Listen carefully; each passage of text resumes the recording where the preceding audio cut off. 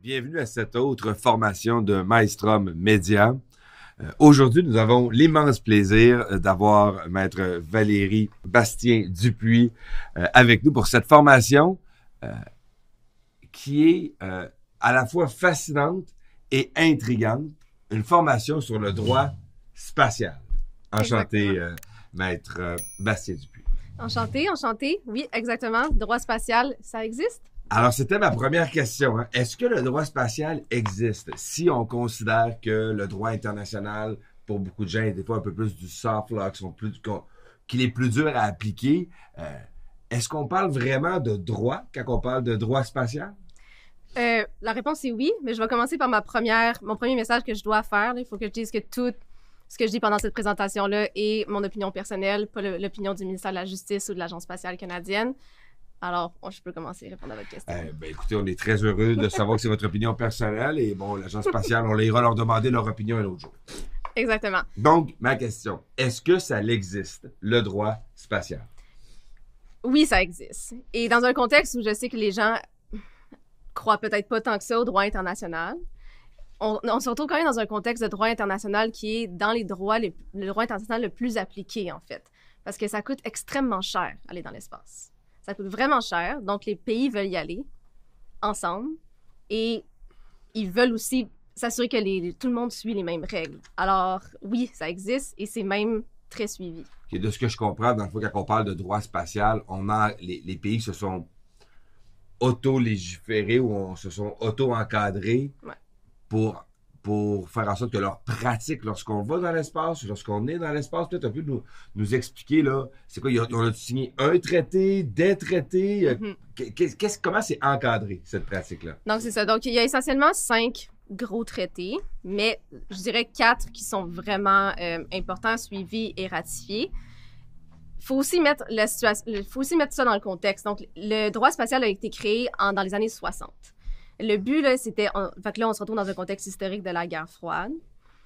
Donc, tu avais les États-Unis, l'Union soviétique. Ils voulaient surtout s'assurer qu'il n'y ait pas d'armes de destruction massive dans l'espace. Dans l'espace, OK. Donc, ils ne voulaient pas mettre s'assurer que tout le monde personne allait mettre des armes nucléaires dans l'espace. Qu'on soit pas dans Star Wars, là. Exactement. Puis, il n'y a personne qui ait ça au-dessus de sa tête puis qui ne puisse plus rien faire à cause de cette menace-là. Donc, ça a commencé surtout comme ça. Donc, c'était une négociation entre tous les pays qui voulaient aller dans l'espace, mais principalement entre les États-Unis et l'Union soviétique. Donc, le grand traité, le traité sur l'espace, va couvrir surtout ça. Donc, des grands principes on va collaborer ensemble, on n'aura pas une guerre dans l'espace, ce genre de choses-là. Puis, il y a 3 autres traités aussi. Là, je les ai notés parce que leurs titres sont quand même longs. Allez-y, non, mais on est ici pour avoir des informations exactes, donc allez-y, lisez. C'est ça. Donc, le premier traité, c'est justement le traité dont je viens de parler, donc avec les grands principes de droit international. C'est le traité sur les principes régissant les activités des États en matière d'exploration et d'utilisation de l'espace extra-atmosphérique. Wow. Donc, c'est même pas fini, si je veux continuer, c'est y compris la Lune et les autres corps célestes. Alors, on s'entend que pour le reste de la formation, on va appeler ça le traité sur l'espace. Je suis très d'accord avec vous parce que sinon, on n'aura pas assez de temps pour faire la formation. On va juste être en train de nommer le nom du traité. Exactement. Donc, ensuite, à partir de ce traité-là, donc, on parle de grands principes, il y a eu 3 autres traités qui ont été élaborés pour spécifier un peu ces principes-là, les appliquer. Donc, on a l'accord sur le sauvetage des astronautes, le retour des astronautes et la restitution d'objets lancés dans l'espace extra-atmosphérique. On a aussi la Convention sur la responsabilité internationale pour les dommages causés par les objets spatiaux et la Convention sur l'immatriculation des objets lancés dans l'espace extra-atmosphérique. Alors là, on va revenir à ça, je crois, en détail, mais juste avant, là, la Convention sur l'immatriculation des objets lancés dans l'espace atmosphérique, c'est quoi, il y a des droits d'immatriculation? Faut avoir une plaque de licence sur la fusée quelque part? Non, c'est pas exactement ça. Essentiellement, c'est plus une obligation d'immatriculer par les États. Puis ça ressemble beaucoup plus à l'immatriculation des vaisseaux marins. OK. En haute mer. Okay. Donc, comme on s'assurait que ce qui est... Un pavillon. C'est ça. Ce qui s'en va dans l'espace, il va être identifié à un pays. OK. Comme les pavillons des bateaux. Exactement. OK. Ouais. Alors là, de ce que je comprends, de ce que vous nous dites, il y a un grand traité principal qui est le traité sur l'espace. Et de ce traité-là a découlé 3 autres traités qui sont venus préciser certains éléments. Oui, mettre en application un peu aussi les principes essentiellement. Alors, si on commence par le début, dans ce premier traité-là, qui est, dont le nom, on le rappelle, le traité sur les principes régissant les activités des États en matière d'exploration et d'utilisation de l'espace extra-atmosphérique, y compris la Lune et les autres corps célestes, il comprend quoi principalement, ce fameux traité? Oui, donc essentiellement, le grand principe, le principe général de ce traité-là, c'est que les États ont le droit d'utiliser et d'explorer l'espace librement, sans discrimination, dans des conditions d'égalité et conformément au droit international pour le bien de l'humanité. Okay. C'est beau, il y avait cette belle idée-là aussi que comme quand on va aller dans l'espace, il n'y aura plus de guerre, on va tous être des amis, puis on va tous collaborer. De ce que je comprends, même si la guerre froide est caractérisée par la course à l'espace, il y a quand même de quoi d'assez contradictoire là-dedans, quand la course à l'espace est peut-être une des plus grandes caractéristiques de la guerre froide, ça, puis peut-être la compétition nucléaire, là, mais bon, la course à l'espace, beaucoup plus positive quand même que la course aux armements nucléaires. Mais, donc, quand vous dites accessible, de ce que je comprends, donc, dans le fond, un pays ne pourrait pas, selon ce traité-là, faire en sorte de rendre l'espace inaccessible à un autre pays. Exactement. Donc, il faut s'assurer que tout est accessible. Essentiellement, pas juste tout l'espace est accessible, mais toutes les régions de tous les corps célestes sont accessibles. Alors, si on parle de mettre une station quelque part, ou si on parle de mettre... que ce soit en fait une station dans l'espace ou sur une planète, sur un corps céleste, dont la Lune, par exemple, il faut quand même que ce soit accessible. Mais si on prend, par exemple, la station internationale. La station internationale, on comprend qu'elle appartient à tous les pays? Ou il y a des pays qui ont... On connaît tous le fameux bras canadien, mais est-ce que tous les pays peuvent décider d'utiliser la station internationale? Tous les pays pourraient le demander, essentiellement. Mais la Station spatiale internationale, ça, c'est une coopération internationale entre quelques pays. Donc, il faudrait que d'autres pays qui ne font pas partie de cette coopération-là aient demandé la permission et il y aurait une façon d'y aller. Donc, c'est sûr qu'il faudrait payer un vol.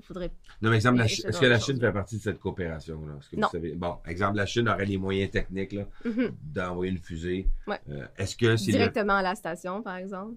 Ben, peut-être pas directement à la station, là, je ne sais pas trop comment ça fonctionne, là, mais si la Chine décide d'envoyer des astronautes, est-ce qu'ils pourraient dire, ben, compte tenu que toutes les régions des corps célèbres doivent rester librement accessibles, je veux aller à la station internationale. Pour aller demander. Essentiellement, l'accès aux stations, là, ça va un peu dans les détails du traité, mais l'accès aux stations en général, c'est accessible dans un domaine dans un contexte de réciprocité.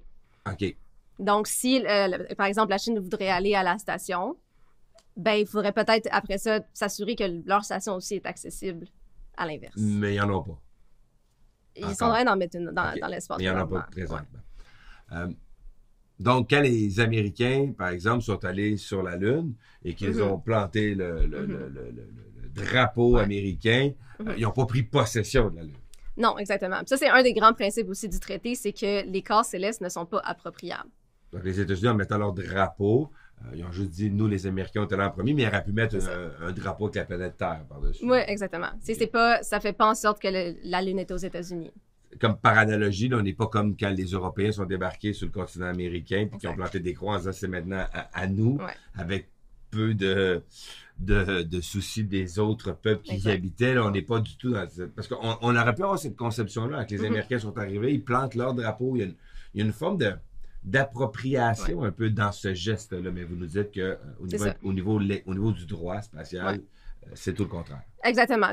Les corps célestes ne sont pas appropriables de quelconque façon, que ce soit par déclaration de souveraineté, que ce soit par utilisation.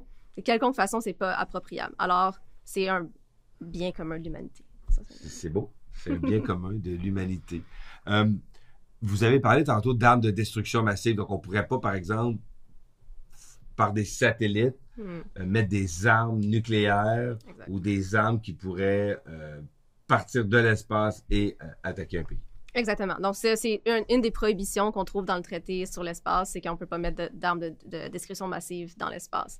Est-ce que c'est respecté? À ma connaissance, oui. OK. Non, mais on aurait pu légalement prévoir quelque chose et que ça ne soit pas respecté. C'est quand même... Non, ça, c'est sûr. Puis, tu sais, on se retrouve dans des situations où le droit est interprété Ça, c'est sûr. Donc, il y a aussi un des grands principes du droit spatial, c'est qu'on ne peut utiliser l'espace que pour des fins pacifiques. Mais les fins pacifiques, ça inclut quoi? Est-ce que ça inclut de la défense? Est-ce que ça inclut pas de la défense? Ça, certains pays. Parce que c'est pas évident des fins pacifiques. Hein? Est-ce que le débarquement de Normandie est à des fins pacifiques? Hein? Certaines personnes pourraient le défendre quand même.